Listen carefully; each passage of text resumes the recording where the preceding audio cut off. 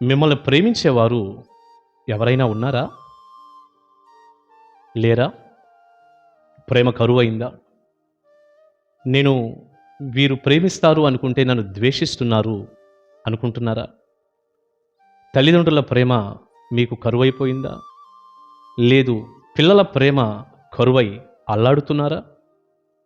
భర్త మిమ్మల్ని ప్రేమించట్లేదా? లేక నువ్వు చాలా ప్రేమిస్తుంటే నీ భార్య నిన్ను ప్రేమించకుండా నిన్ను మోసం చేస్తుందా?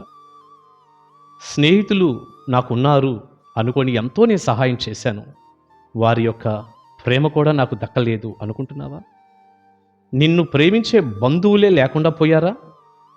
అసలు మనిషి అన్న వాళ్ళు ఎవ్వరూ నిన్ను ప్రేమించకుండా నువ్వు ఒంటరిగా ఉన్నావా? ఒకవేళ ఇదే నీ సమస్య, ప్రేమించే వ్యక్తే కరువై కృంగిపోయి ఏడుస్తూ దుఃఖంతో అల్లాడుతూ ఉన్నావా? ఉన్నారా అంటావేంటన్నయ్య, మేము అలాగే ఉన్నాము అంటారా? సరే, మిమ్మల్ని ఏ వ్యక్తి ప్రేమించినటువంటి వాతావరణమే కనుక మీదైతే, ఒకవేళ ఒకరిద్దరు నన్ను ప్రేమించే వాళ్ళు ఉన్నారు అన్నా అది కూడా స్వార్థంతోనే ఉంటుంది. ఇది కూడా మీరు గుర్తుపెట్టుకోవాలి. మనుషుల మధ్య ప్రేమలన్నీ ఎప్పుడు కూడా స్వార్థంతో నిన్నుంటాయి. మనిషిని మనిషి ప్రేమించటంలో స్వార్థమే మూల కారణంగా ఉంటుంది. ఆలోచించండి.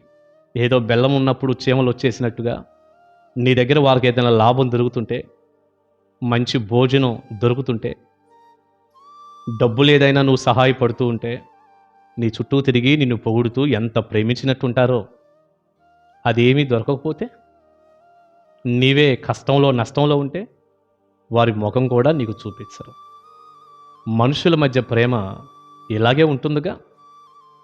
బంధువుల మధ్య ప్రేమ, నా అనుకున్న వాళ్ళు ఎవరి మధ్య అయినా ప్రేమ ఎంతవరకు అంటారు? అది ఇలా ఎవరూ ప్రేమించేవారు లేక స్వార్థమే కనపడుతూ నువ్వు ఒకవేళ బాధపడుతూ ఉంటే, నిన్ను నిజంగా ప్రేమించే ఒక వ్యక్తిని నేను పరిచయం చేస్తాను దైవజనుడిగా. కావాలా వ్యక్తి మీకు? ఆయన ప్రేమలో ఎప్పుడూ మార్పు ఉండదు. నిజంగా ప్రేమిస్తాడు నిన్ను. ఎవరో తెలుసా? ఆయన పేరే ప్రభు అయిన యేసుక్రీస్తు.